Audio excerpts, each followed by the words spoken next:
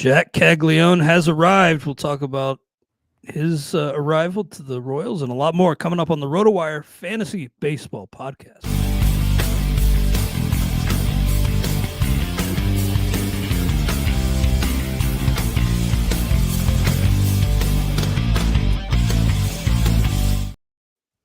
Hello and welcome to the RotoWire Fantasy Baseball Podcast. I'm Clay Link of RotoWire.com.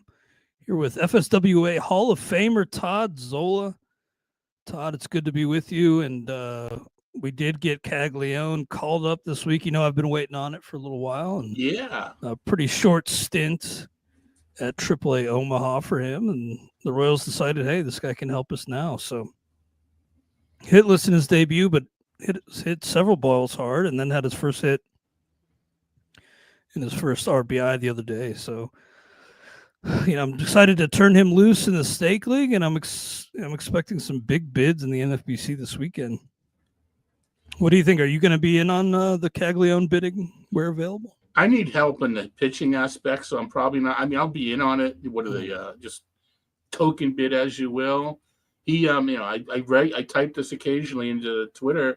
He broke my system. You know, the MLEs were through the roof, right? You know, yeah. When you have limited at bats and double in AAA, which is really the only time the MLEs are in theory supposed to be applicable, and he just crushed it at a young age. So I had to calm it down. And you know, it's just a guess at that point. Even not that it's not a guess previously. So, yeah, you know, he didn't strike out his first two games. He fanned 3 times last time. That's going to happen. You know, it's second game of a doubleheader. That's the kind of stuff's going to happen. So I'm interested too. I mean, the power's going to play. We'll see how it plays in that park, but you got to like outfield as well, right? You got to like the fact he's eventually going to be eligible in the outfield.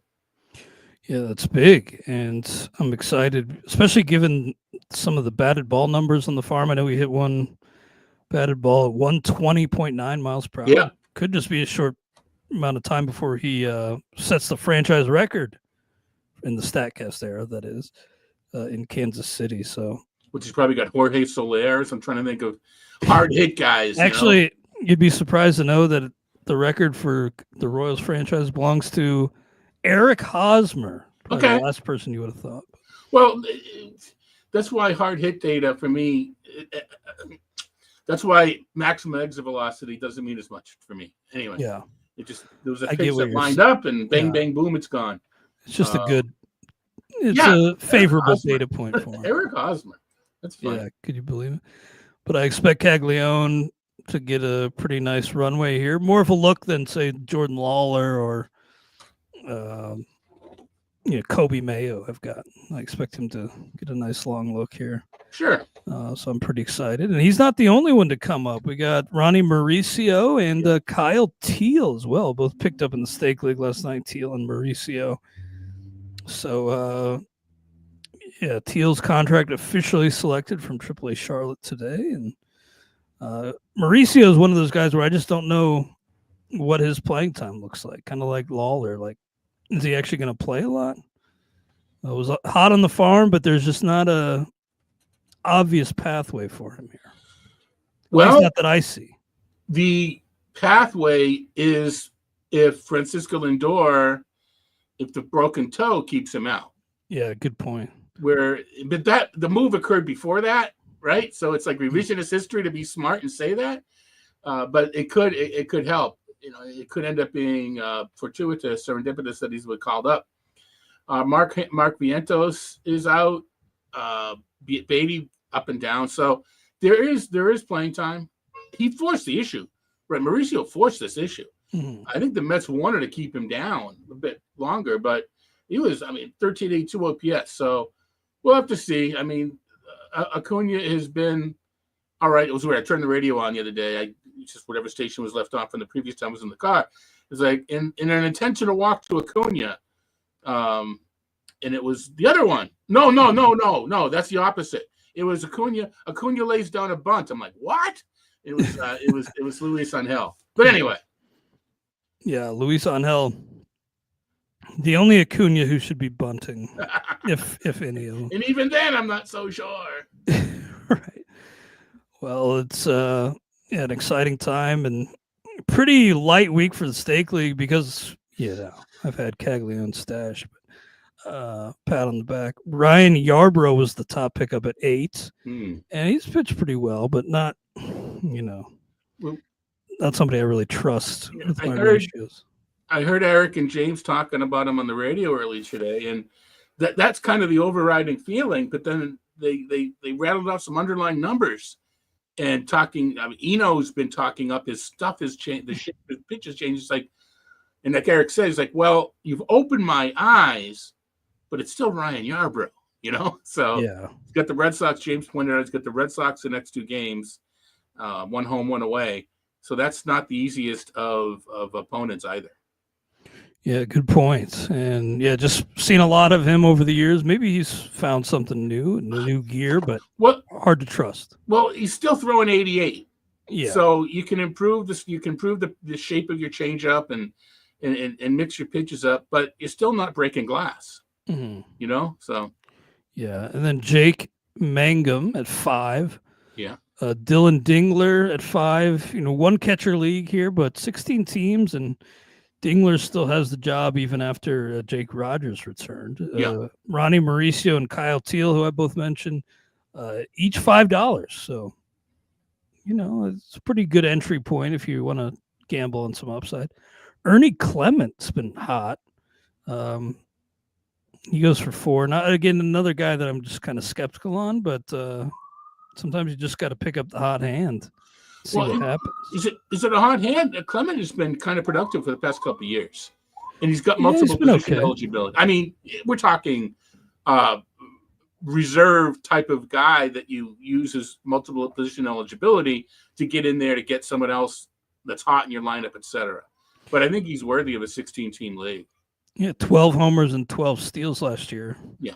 In 452 plate appearances. So a little combination of power and speed, not bad.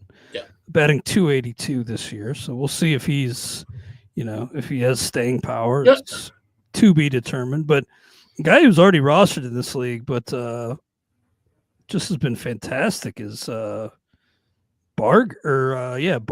Edison Barger, yeah. Barger, yeah. He's 829 OPS, 6 homers. And just he's a James guy, on a tear. He's a James guy. He's been pimping him, and I believe Barger is a riser on James's dynasty ranks. We talk a lot about the prospect. He also does dynasty for the site, and Barger is a riser on the recent dynasty update. 4 straight games with a homer recently for Barger, so he's seems to be establishing himself. And Fernando Cruz at $4. We saw Luke Weaver go on the injured list. Yeah.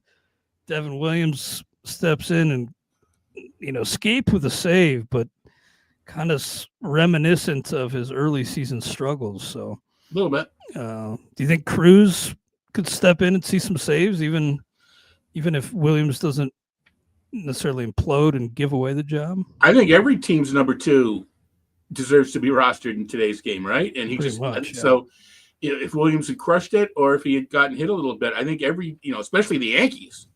I think they're, let me say Yankees, especially a very good team like the Yankees. The number 2 definitely deserves to be rostered. Yeah, especially with a guy who's been so shaky this season in front of him.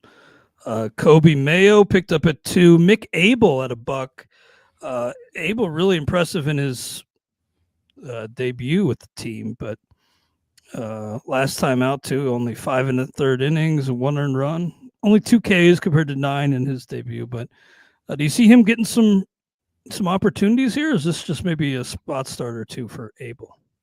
I think Nola's on the way back. I think we have him in the rotation next week. It's just so hard in this rotation. I mean, it's not you're not going to go 6-man, and Wheeler's not going anywhere. They already kind of push Wheeler off, I believe, and Sanchez and Suarez, they're all going to go. So I don't know. And I don't think you slow down. I don't think you keep Abel up to be a long man in the bullpen. Mm-hmm. You got Taijuan Walker for that. So Walker back in the bullpen now. Yeah, I don't know. I still like long term, but I don't, as opposed to, I don't know, Noah Cameron. You can make an argument that he's going to be in the rotation for a little bit. I don't think you can make the same argument with McAble. And just as a side note, what happened to Jesus Luzardo? He got 20 earned runs his last 2 starts. 20.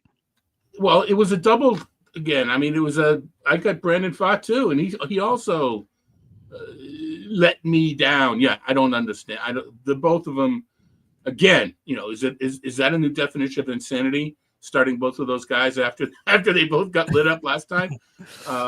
If you had, I think somebody in the Stake League had both of those guys and somebody else who got rocked, and hasn't been a good few weeks for them. Let's just say. I've got them both. I've got I've been joking about Tanner Houck as my guy, but I've got those, and I got a couple others. It's just I think it was Eric that pointed out, Eric Halterman, that league ERAs not anything bizarre, but it just does seem to be that there are these more blow-ups than normal. And I'm back.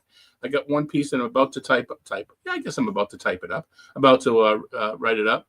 And this other one I'm working on too is how many of these disasters can you absorb in your team? Let's arbitrarily say there are 30 of these blow-ups. Randomly speaking, you get 2. So above these 2, if you get 3 or 4, what can you reasonably expect from your pitching staff? It's kind of the piece. So it help you manage.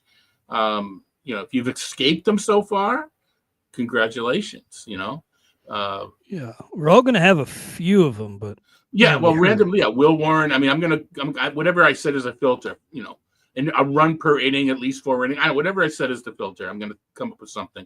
It'll probably, have several different filters to see, then you selectively choose what works best for the piece, et cetera, et cetera, et cetera, behind the wall, whatever.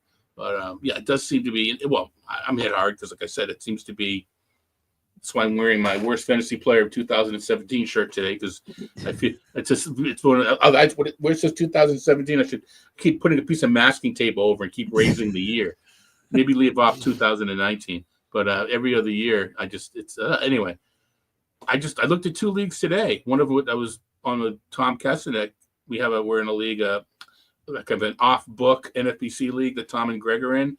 And I got 62 hitting points, but I got like 37 pitching points. That's like that's my norm this year. Yeah, I have some pretty lopsided teams as well. I just, with Luzardo, can't remember the last time a guy really crashed and burned so quickly after such a great start.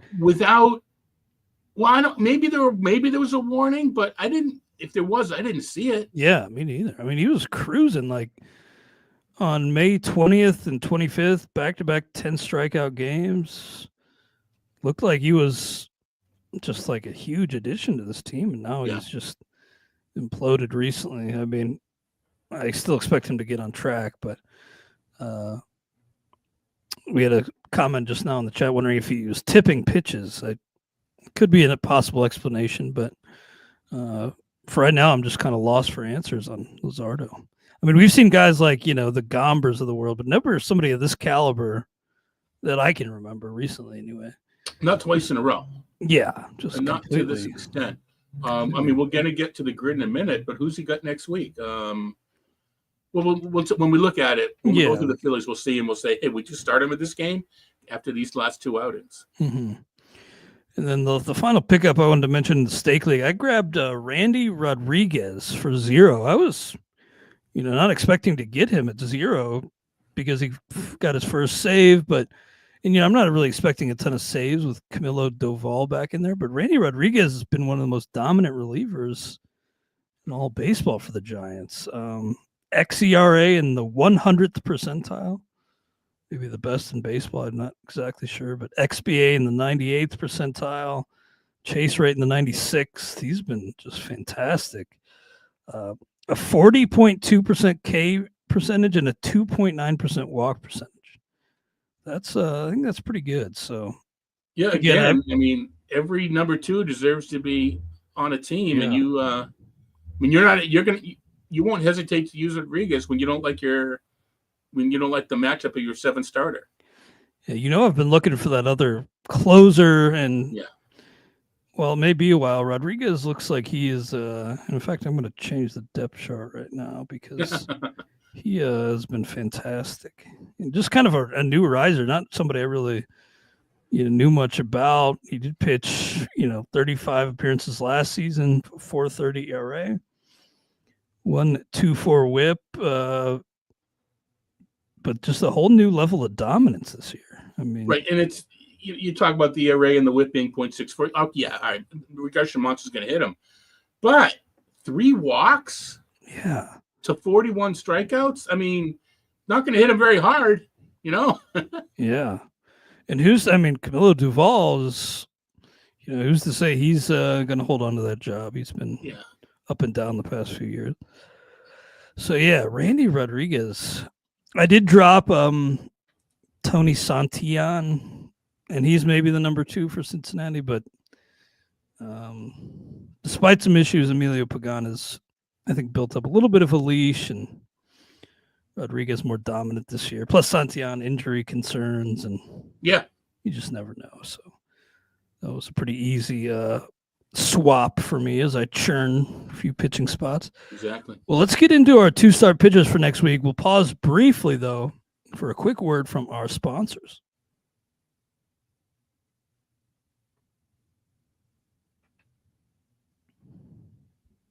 All right, we are back here on the RotoWire Fantasy Baseball Podcast. Glad to have you with us on this Friday. If you are using our site regularly, you've already seen this, but we have changed the navigation on the site, which eliminates the hovering.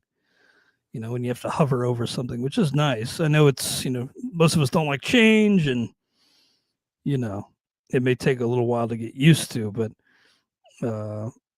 pretty easy to find. You click on fantasy at the top, MLB, lineups, probable pitchers. So everything's still kind of in the same bucket, but it's just a little bit of a different navigation now. Everything's where it was before, but there's no top menu. There's drop down. So we'll get used to it. It's hard, but we'll all get used to it pretty quickly. Yeah, none of us really like change, I don't think, but we can all. I think in a couple months it'll be just like second nature.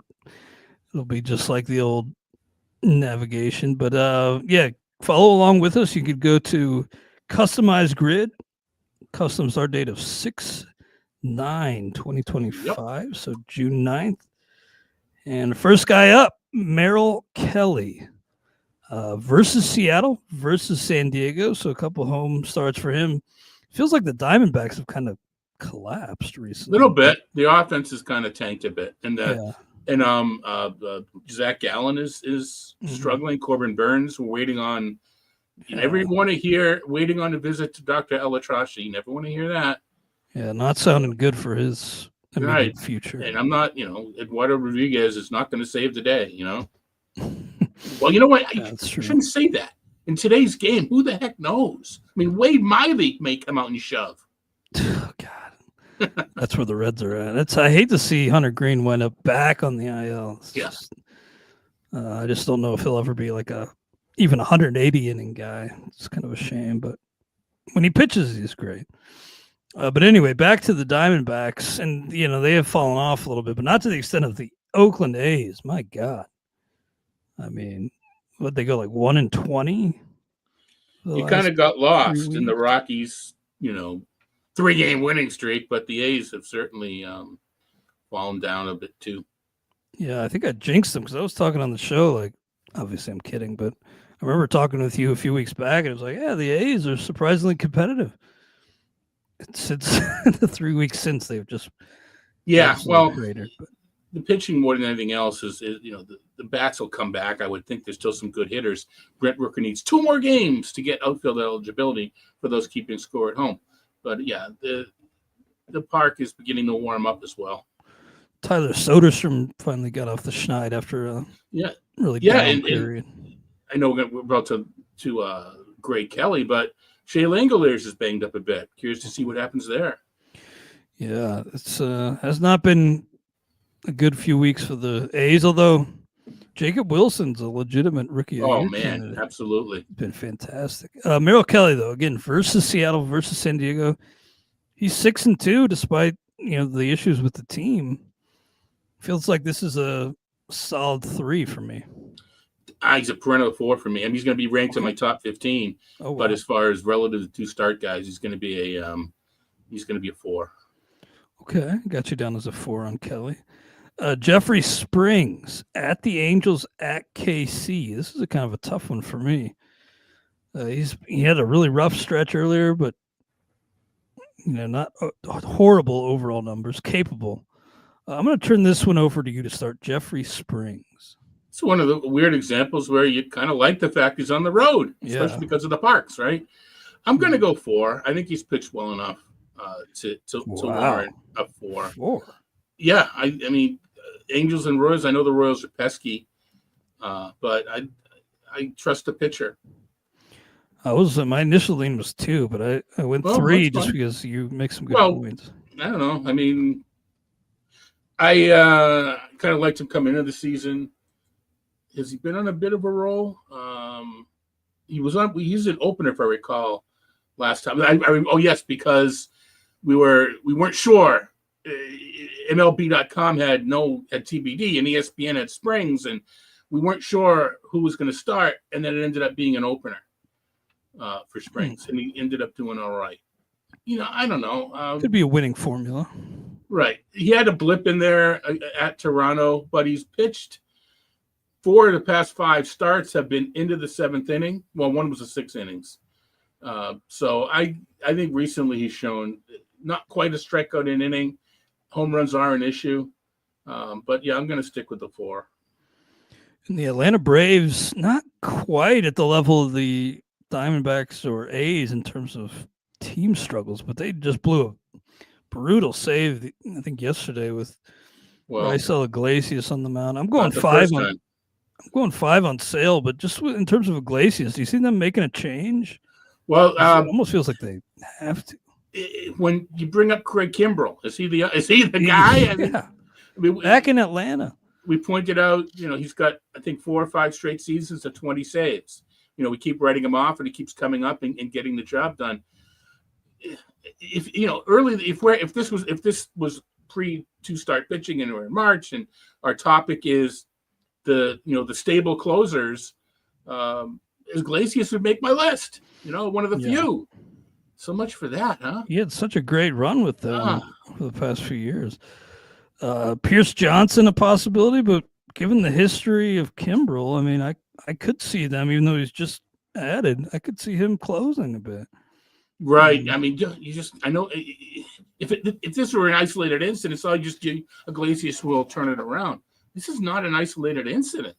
Yeah. So I can't imagine that it's going to be Kimbrell, but this year, man, anything can happen this year. I'm just checking out what Iglesias did previous to the blow up, and he was okay, but not great. Gave up, every other appearance seemed to be giving up a run. Hadn't blown a save since May 12th, but only collected 1 since then. So, Arizona was the team that did it on a back-to-back, second time seeing Arizona, which shouldn't matter, but maybe does for a reliever because you're showing them less pitches, right? Mm-hmm. You got to run him out there the next time. You can't not. Yeah, he might. I think he probably has a little leash, but it's gotten a lot shorter since the start of the year. And Daysbel Hernandez is out right now. Pierce Johnson does have a save back on May 13th, but he's been kind of iffy lately. So they need to figure it out. They kind of got some issues. I imagine it's Snitker's final year there. He's already kind of hinted at walking away after this season. Which is never a good thing for Lingo. Yeah, when your skipper's already going to get 1 foot out the door. Yeah. It's not great, but I'm still going 5 on Sale. I mean, no, for sure. To the topic. Milwaukee and Colorado, home against Colorado. Yeah, that's a 5. Yeah, he's really gotten on track. Cade Povich, 1-4. He had some hype in the spring, and I hate to admit I bought into some of that. But versus Detroit, versus the Angels. I mean, probably 2, but maybe that's even high. He's got the strikeout pitch going lately. I'm with you on a 2 just because he's striking batters out. That's a good thing to note. 29 strikeouts in the last 20 2/3. 9 walks you don't love, but 29. It's a 3-to-1 ratio. 29 strikeouts at 29 2/3. It's not at 20 2/3. is well over strikeout an inning. I don't mind that. Speaking of teams kind of facing a crossroads like the Atlanta Braves, your Boston Red Sox, man, Alex Cora saying just we're not playing well right now. I almost feel like Cora's on the hot seat, maybe on his way out the door. But Brian Bayo is the guy up for the Red Sox this week. All these extremely tentative. I want to stress that. Every week some of these guys end up getting pushed back. So for the second start, so just keep that in mind that second start is never guaranteed. Versus Tampa Bay versus the Yankees for Brian Bayo. He's been pretty decent. Kind of tough matchups here though in the division. I'm thinking 3 on Brian Bayo. Yeah, you saw the Red Sox. I think it's up to 17 one-run losses this season. 17. Yeah, which, oh my goodness. Exactly. And, the nerds will say that it's bad luck, that evens out, regresses. But, eyeball says the bullpen's not very good and they don't get the key hit. There's always a reason. So even if a couple breaks could have gone the other way, there's still a weak bullpen and they're not getting the key hit with runners in scoring position. Bayo was getting the Core likes to do this. It was Eduardo Rodriguez and Tanner Houck. He likes to pick out a guy that tough love. You're going to stay in and you're going to work your way out of this jam. And it's been for their benefit. Bayo has gotten burned a couple times. I think he's kind of out of that. He's out of, he's been taken out of 4 2/3 a couple times now. Tough matchups. Yeah, I've seen that a few times. 2. I'm going to go 2, and I don't love it. I just You're going 2 on Bayo. I'm going to go 2. I think he'll have one good one and one bad one. I don't know which is which, though. That's what he does. Yeah, that's kind of what I'm expecting here, too. It's hard to know. And by the way, for this team, Christian Campbell had a nice start, but he's really cratered, too. It's kind of wondering what they do. Bayo's, I'll talk in a second. Bayo's last 6 starts, 4.2, 4.2, 4.1, 4, and 4.2. So 5 in a row, he didn't make it into the 5th. But yet he threw at least 83 pitches in each of those starts. So last time 6-inning quality start. Talking to James about Campbell because he's lowering him on his dynasty. We don't, he was doing okay. So we don't talk about all this. You're going to play first. You're going to play second. You're going to go in the outfield. No, you're going to do it all. We don't talk about that because he's a good kid. He's doing well early. But that has to be weighing on him, right? You would think. It's a lot to juggle, and you're a rookie. So I'm still, and the other thing too is I don't want to call him pop up, but I don't mean pop up like hitting pop ups. I mean, he kind of came out of nowhere, at least as great as high as a prospect he was ranked. And I get nervous when they accelerate through that quickly. You haven't had that much time to prove that ranking, and although the stats back it up, so I'm always a little nervous there. And until this Red Sox team figures out what they're going to do with Mayer and Anthony and everything else, Trevor Story, I don't know that Campbell's just Christian Robinson, I'm thinking, that Christian Campbell's just going to snap his fingers and get it together. Long term, I still like him, but I don't know if he's, I would replace him this year. Yeah, I benched him in our first pitch Arizona league. And I don't know what to do with him. But I'm not going to drop him because it's a drafting old. But just generally, I don't know how to handle him. And with Kaggleó, Teal, Ronnie Mauricio, we're still waiting on Roman Anthony. And I've seen a lot of Red Sox fans on Twitter kind of just throw their hands up. But is it a money thing? I can't. This team it's not a money thing. They're not waiting for Super 2. It may appear that way, but the Red Sox will still sign someone long term. They proved it with Devers and Campbell. So I don't know. And we're already past the point of getting another draft pick, unfortunately, if you finish the second and Rookie of the Year. And you mentioned Wilson. Past Jacob Wilson, it's still wide open who the second best rookie in the American League is.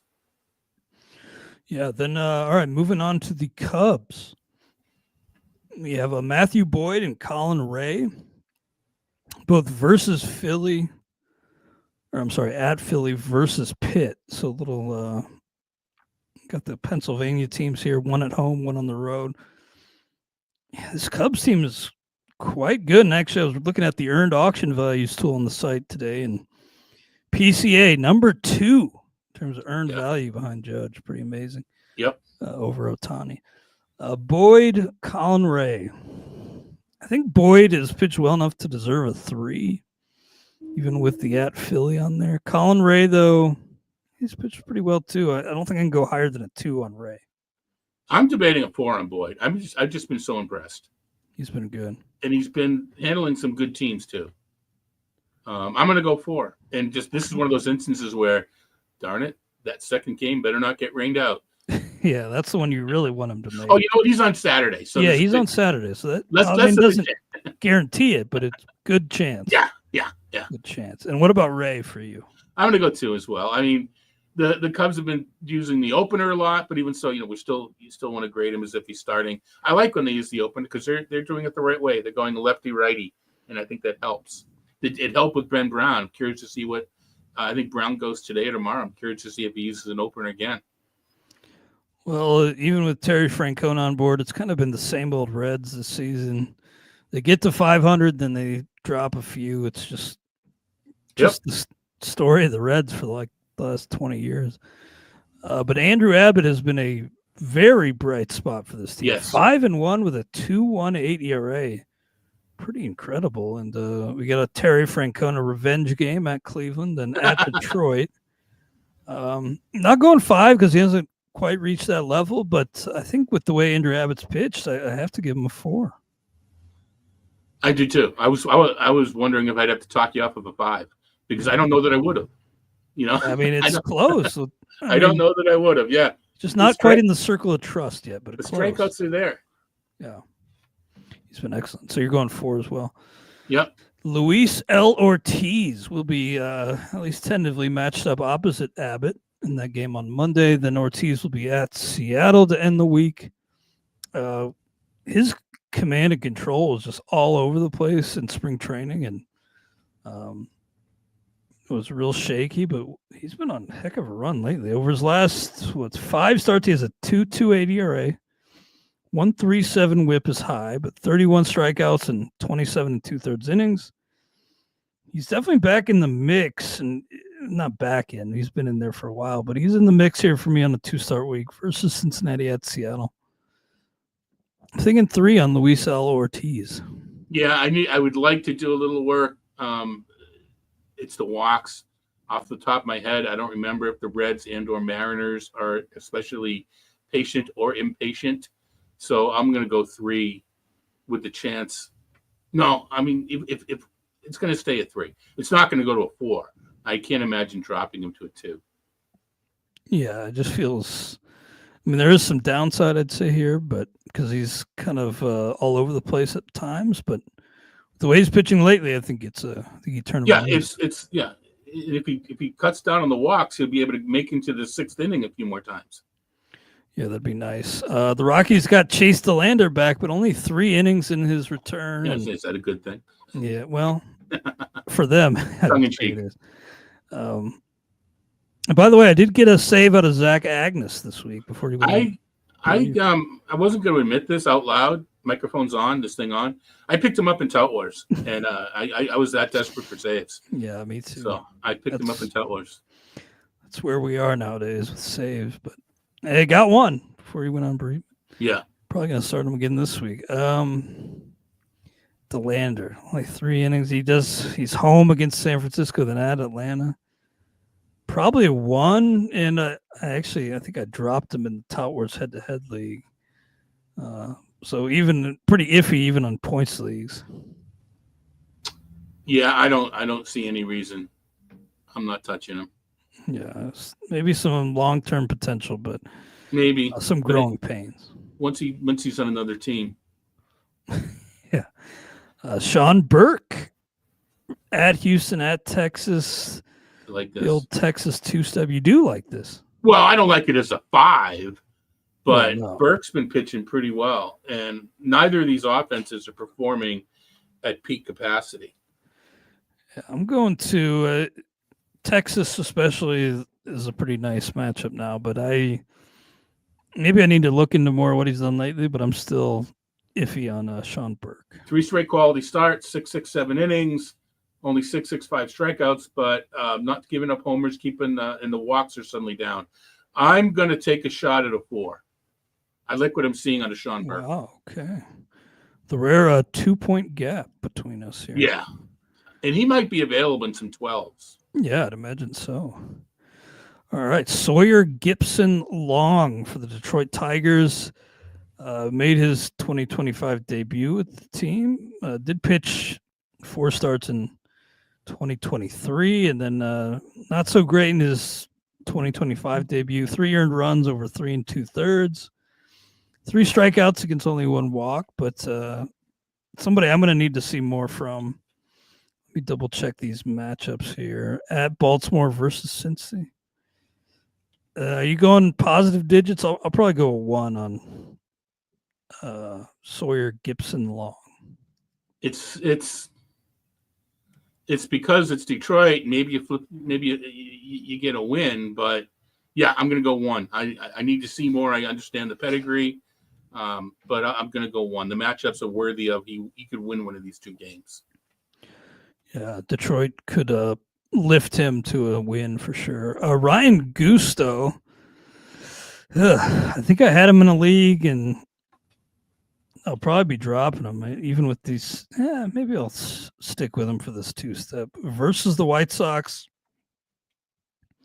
Versus Minnesota. Not somebody who's really pitched well enough to be, trusted here, but when you get the White Sox at home, and another home start to close the week, I think I'm going to go 2 on Gusto. I'm not. No me Gusto. I'm going to go 1. I don't. I don't trust him. Yeah, probably the wise move there. Chris Bubich. Now, he was a guy who I think was in line for 2 last week, then got pushed back from Sunday. But versus the Yankees, versus the Athletics, he's pitched like a 5.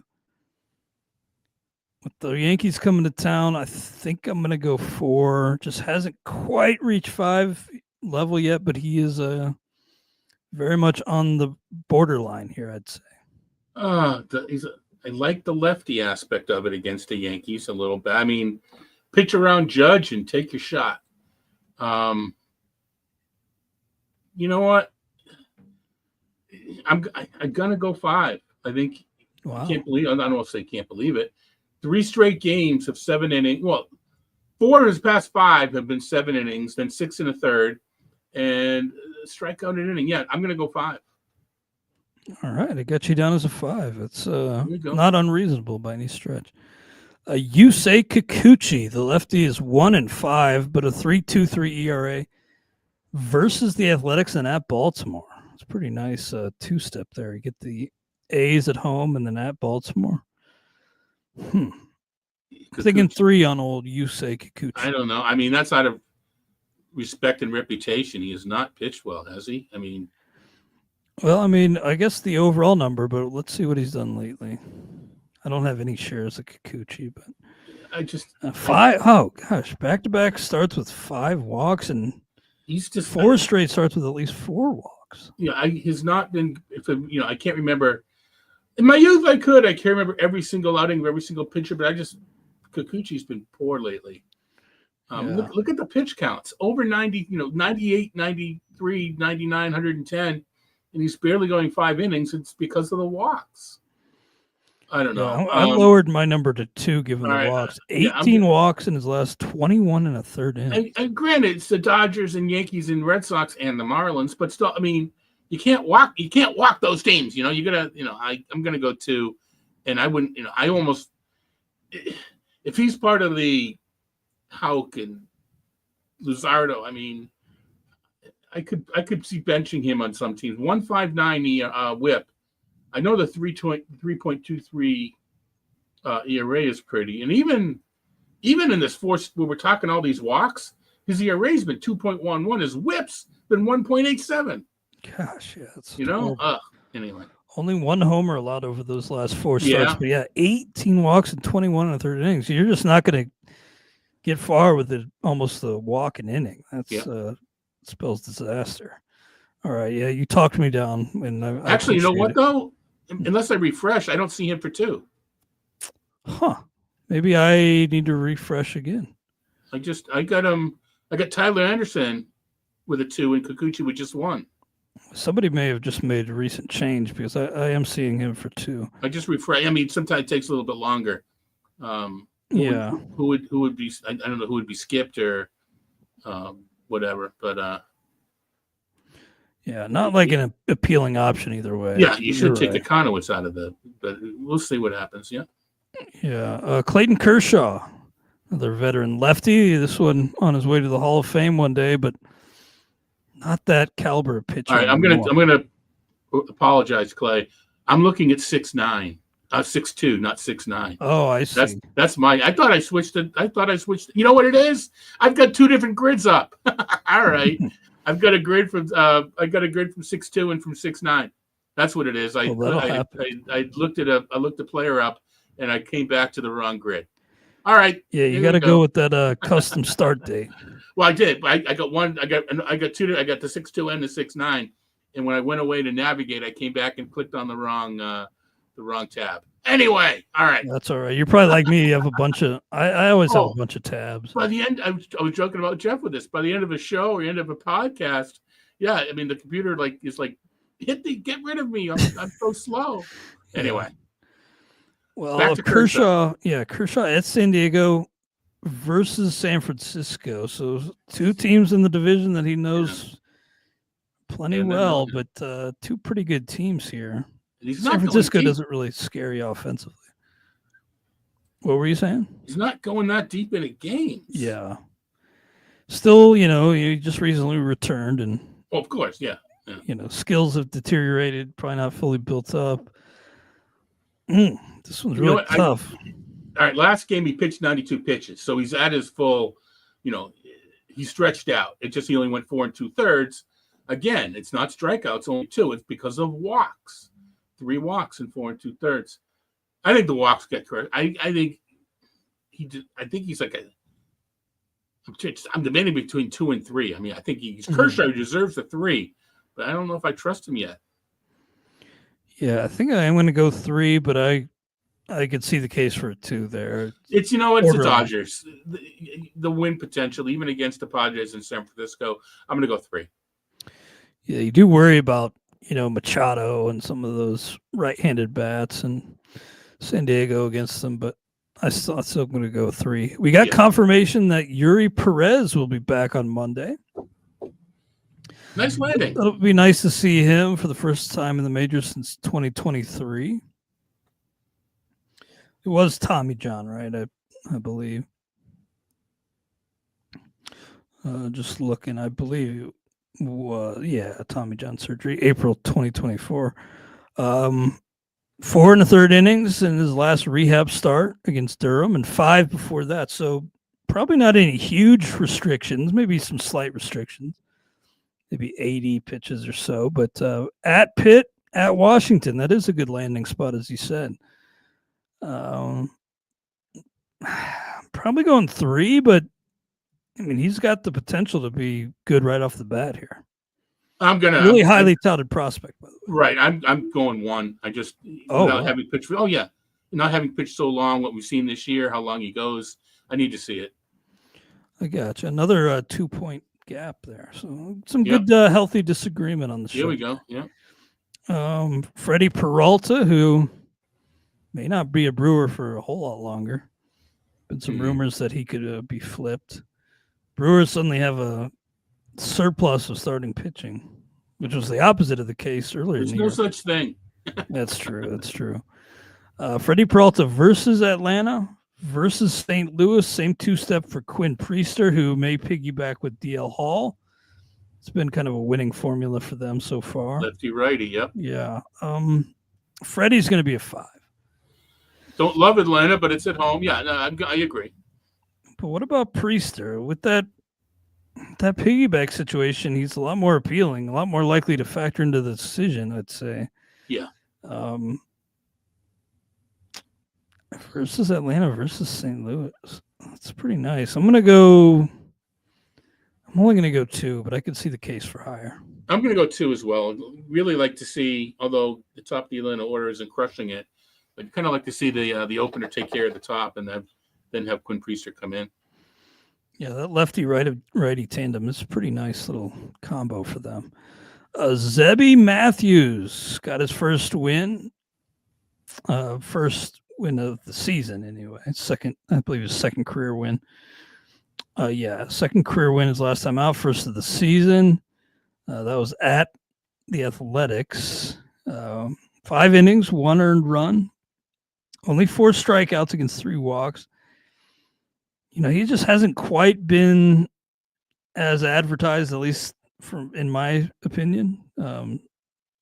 Pretty highly touted prospect. Hasn't quite shown that at the big league level yet, but versus Texas at Houston, maybe it's a lean on the hype and the pedigree here, but I think I'm going to go 3, even though I think I'm kind of lower on Matthews than most.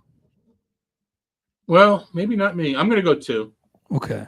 I'm using him, but I think there's still some risk. Yeah. There's still some risk. His buddy Festa did not look so good in his chance. No, it's true. Griffin Canning, what a reclamation project. Yeah. And a success story he's turned out to be for this team. 6-2 with a 2.90 ERA versus Washington versus Tampa Bay. You like this? Junior Camaro's just been crushing it. Hasn't he though? Yeah. 21 years old, just unreal. But you do love getting Tampa Bay at home as opposed to in Steinbrenner Field. So, yeah, man. I'm tempted to go. I think I'm going to go 4 here on Griffin Canning. He's striking. It's not a bad inning, but 57 and 59 innings is pretty good. Not giving up homers, 26 walks. You don't like to see. But I mean, it's not terrible. 4. Last game was only 1, but previous 2 games were 4. I'm going to go 4. Yeah, for a second I thought maybe 3 felt more right, but I just with the way he's pitched, I don't see swapping him out of a lineup. Yeah, they're at home. Clark Schmidt for the Yankees at Kansas City at Boston. That'd be tentatively opposite Bubic and Bayo. I don't have him anywhere, and I haven't really seen him pitch at all. It's struck out 8 his last time out. He's reached 8 strikeouts 2 of his last 3 starts. That's pretty impressive. He's only given up more than 3 runs once. Tough to trust, but he's not been pitching that poorly. I think I'm only going to go 2 on Clark Schmidt. Yeah, needs to be more pitch efficient. He's pitching. He's averaging over 90 pitches after the first 2 starts of the year, but he's not. He was going in deep into games, but it seems to be inconsistent. Well, I don't know. You know what? Check that. He's got 4 of the 9 starts have been 6 innings, and they've all been quality starts. I guess I'm a little behind on Schmidt. People that were high on him are being awarded. Casey in Boston. Don't love either one.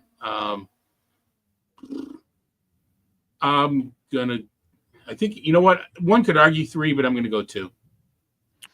Yeah, then for Philly, we got Mick Abel in there, and then Nola potentially returning late in the week. Very tentative, but no 2-star pitchers for them projected right now. Mike Burrows. Where the heck is Bubba, by the way? I mean, what is this team waiting on? Mike Burrows versus Miami at Chicago. Same 2-step for Mitch Keller. Mitch Keller 1-8. Best 1-8 pitcher in the league. Maybe the best 1-8 pitcher of all time. And that's it's not like he's that great either, but no, he's usable. I mean, yeah. This team though is just. I'm an apologist. I'm a Keller apologist. I admit it. Yeah, you are an apologist for Keller. Burrows. We say this about Burrows, but then he went out and shoved last time. Yeah, and it's not like he's a complete scrub of a. No, he's just player. a lower down pro. He's on James's list. Mm-hmm. He's just not up where Bubba Chandler is. Yeah, I'm gonna go 1 on Burrows. Keller. Gosh, versus Miami. Yeah. I think the Miami start probably makes him a 2, but it's not good. I'm going to go 1 and 3. I'm going to go 3 on Keller. I still believe, we're already not worrying about wins, right? I mean, but he almost defines league average pitcher in today's game. Although, you know what? The numbers are a little above league average in today's game. But I'm still going to go 3. And you're going 1 on Burrows too? Yeah, but keeping in mind my Keller, it's as much of a selection bias or confirmation bias as anything else. Yeah, I've had a few of those in recent weeks. It's natural for that to seep in.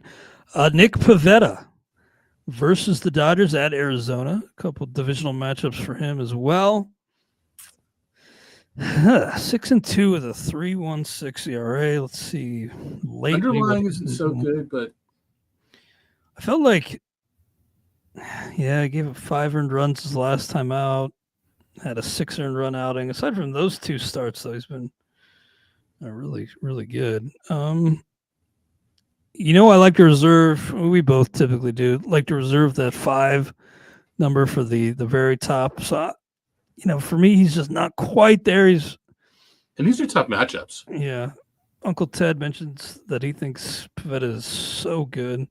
Well, Uncle Ted likes to say things like that. Again, borderline for me, 4 or 5, but I'm going to skew, round down and say 4. The tough matchups to me. I'm going to go 4. Yeah, Dodgers, Arizona, pretty tough. I think he's going to finish with an ERA below 4 for the first time in his career, even though expected to have been 3.5 the past couple of years. Mm-hmm. But the other thing with Pivetta, he hasn't made it through a whole season. But he's healthy now, so we're grading him now for this week, and I'm going to go 4. Cease is the one that's anyway. Yeah. Logan Gilbert at Arizona versus Cleveland. Seems to be healthy again, which is huge for the Seattle team. And, yes. Let's see here. Yeah, only 3 innings. Yeah, but it was by design. Yeah, let me just see here.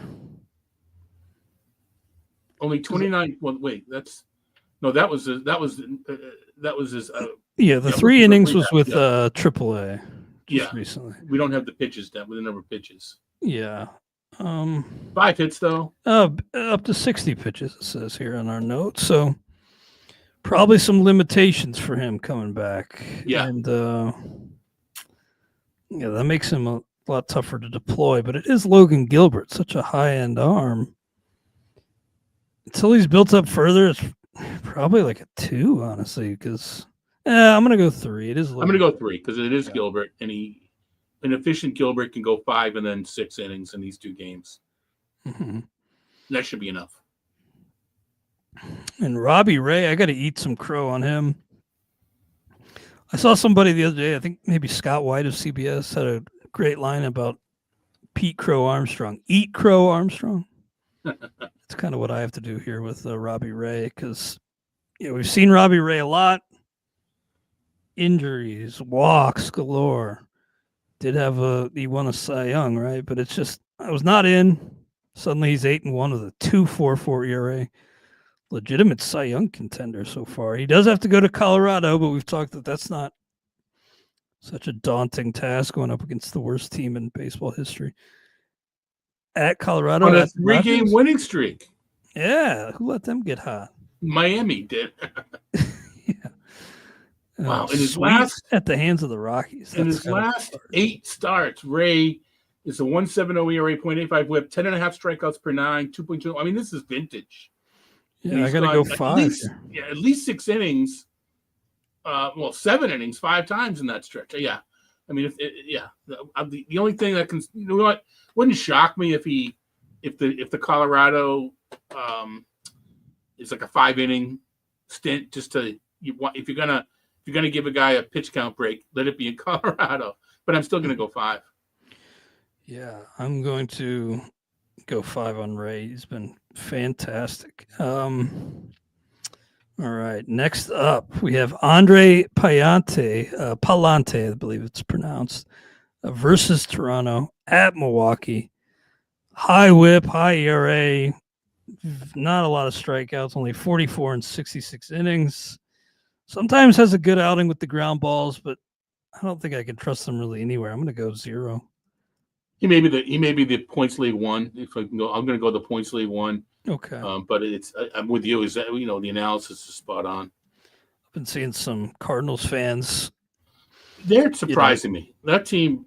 If we're taking the L, or the E. Crow Armstrong. My line is I'll take the L. They're the St. Louis Cardinals for me, so I'll take the L. Well, I've seen some of their fans, calling for Palante to lose his spot in the rotation, which if they found an upgrade there, they might really take off. These fans should be happy that their team is competing on a year where they said they weren't going to compete. True. It speaks to the organization. Well, we had a question in the chat from our friend and colleague Paul Bruno, wondering if the Jays should be buyers at the deadline, and if we see them re-signing Bo Bichette.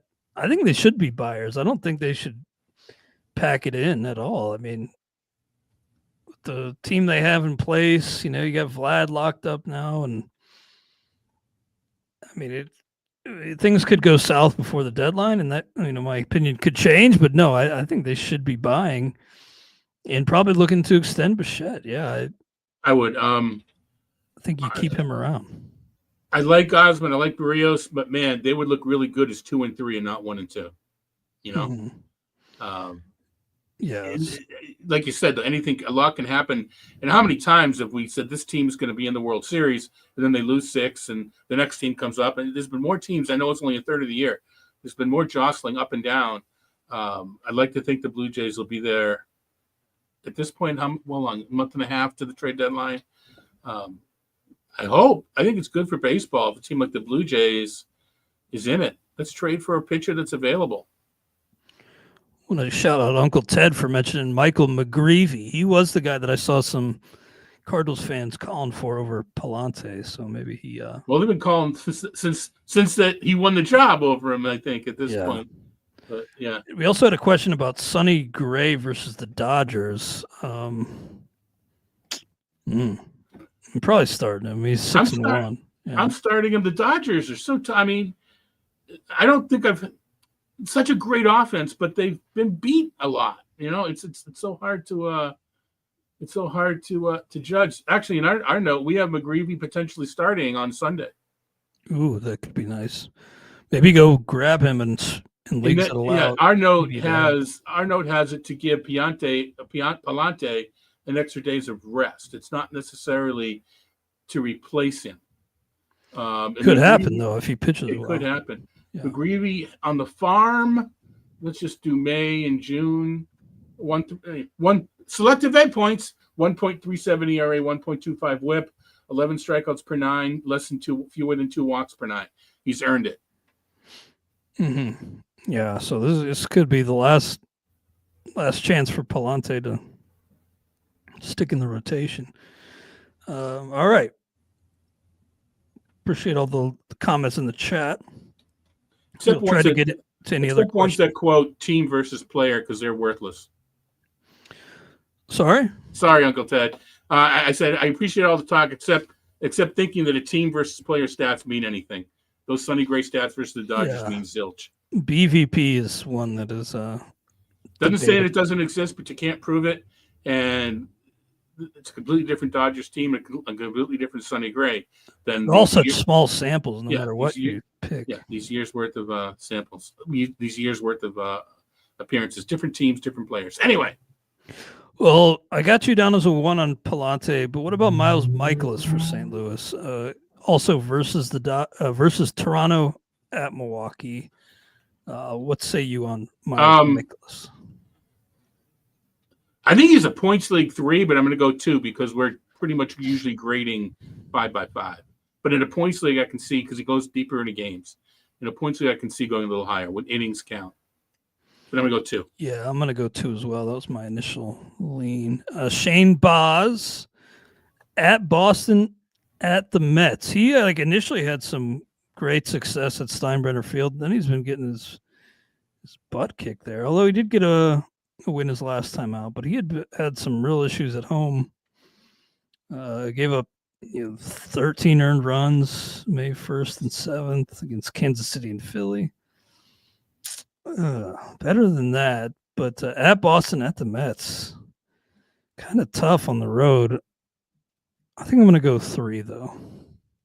Interesting in that talked to Jason Collette within the past couple of weeks. I forget which outlet. It's been a few different. Jason's been helping us pinch hit a few times.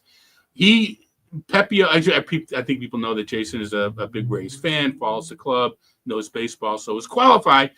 Pepe, Littell, Bradley, and Rasmussen, he was very high on. He says the Rays are trying to implement a team style of pitching, and Baz just isn't. It's not working for him. A smart team would say, well, don't if we're looking for high sliders, just stop throwing it.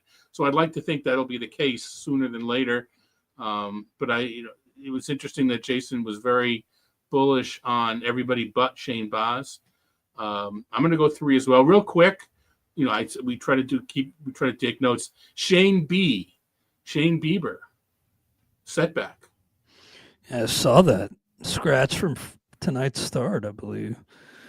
Yeah, you hate to see that. Such a guy who's achieved such heights in the game. Yeah, you just hate to see it. But that Cleveland team's got some pretty decent pitching depth. Yeah. All right. So I said 3 on Baz. Were you there too? Yes. Okay, and then Jack Leiter at Minnesota versus the White Sox. He had that blister issue that he came back and was a little iffy, but let me take a look at this game log real quick. No decision his last time out, but 5 innings, routinely going 5+ now. And, some pretty good success here. 2.38 ERA over his last 4 starts. 1.10 whip, 19 strikeouts and 22 2/3. Not bad for young Jack Leiter here. At Minnesota versus the White Sox. You're really hoping he makes that second one. Yeah. But assuming he does, I'm going to go 3 here. Kind of with you, you need that second one. Yeah. If it wasn't for these matchups, I still don't. I'm going to go 2. I need him to get rid of the sour taste. I need a little bit more, but I understand the upsides there. I'm going to go 2. Yeah, that's fair. I understand that. It's been a while. Let's make sure it's Leiter we're talking about. It's been a while. Yeah, Jack Leiter.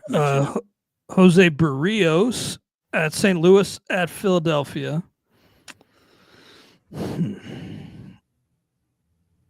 Man. He's kind of perennial 3, and then you look at the matchup. Do you go higher or lower? And I go up a tick and down a tick. So I leave him at 3. Yeah. 3 just feels like every time we talk about Barrios, it's going to be that's what 3. It is. Then Mackenzie Gore. Here we go. Leading baseball in strikeouts. Has he made it to the 5 level for you? Let me look at a few things here. I mean, he's close. And if you invested in him, that's kudos. Where he was going, that's a great investment. Let me just get a few things up here. Just want to see. Yeah, he does still lead the league in strikeouts. Yep. It's pretty amazing. 231 average against, 114 whip at the Mets. I think at Mets versus Miami. I think he is probably the first time in the history of the pod going to graduate to a 5 for me. Yep, I am as well. He had a blip against Baltimore. Otherwise, it's been just stellar. This is what we were hoping to see out of Mackenzie Gore, and we're seeing it. Now it's just, kids, stay healthy. Yeah, which is easier said than done. I realize, but hopefully, it seems like he's really taking that leap this year that a lot of people were expecting earlier in his career and finally putting it all together for Mackenzie Gore. All right, well, let's recap our 2-start pitcher grades for next week, the week of June 9th, 2025. Some disagreements this week.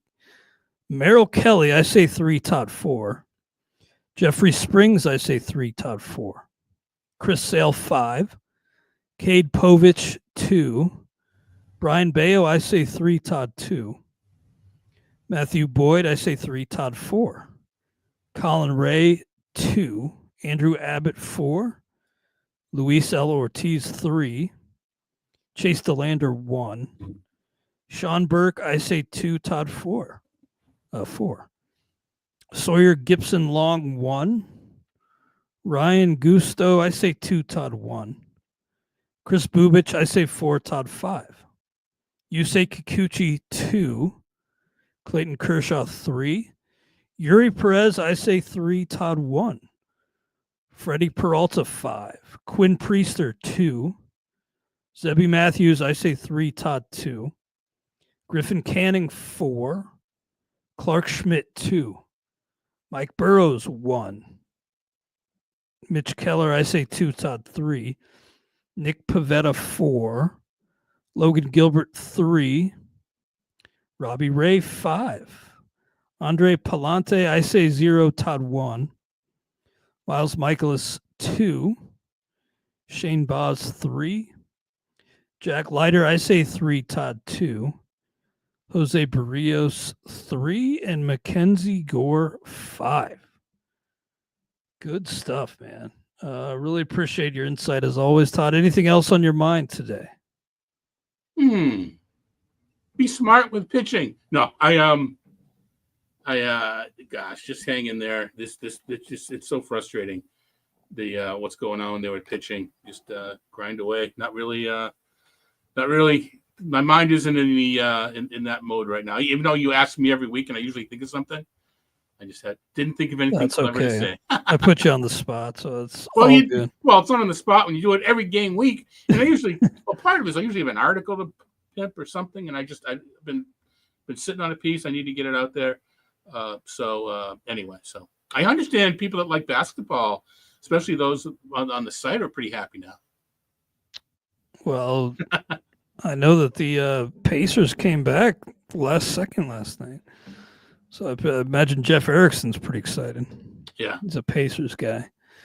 But yeah, get ready to open the pocketbooks this weekend for Kags. I'm going to be going pretty hard after him. I think a lot of people will, but. Yeah, good luck. Yeah, I appreciate that. I need some offensive help in a lot of leagues. So feels like offense is kind of hard to find right now. Consistent offensive help. April and May, the ERA was about the same. Things normally pick up in June. I don't know if it'll pick up at a greater rate to make up for what happened in April and May. Remains to be seen. Getting a little bit warmer. Not just that. We talk about heat. As you work on the grid as much as anybody. The rainouts, it's just crazy. Pitchers being postponed. And how many times this past week did we have to guess which pitcher would be starting the game, and then it was the other one because of the doubleheader, and it just rotations are wacky. It's all contributing to I think so, but I know it's just nuts. Yeah, our guy Adam Wolf works magic on the grid. Sometimes I'm like amazed at some of his guesses, but now with the rainouts, we just got to take our best guess, and it's kind of like who knows most of the time. Well, I don't think it's it's you know this as well as anybody. The thing is, it's not a guess. Well, right? A lot of times it's not. Adam will look at not just Adam, but we all look at the minor league schedule and who's lined up and who's been pitching well. It's remarkable. Yeah, that's true. It's true, man. It's a tough game. And if you had Luzardo and, God forbid, and, Brandon Pfaadt. Me raising my hand. Maybe just take a few days off. Forget about it for a few days, but don't pack it in. It's still a long way to go. And well, everybody's getting endure a few of those.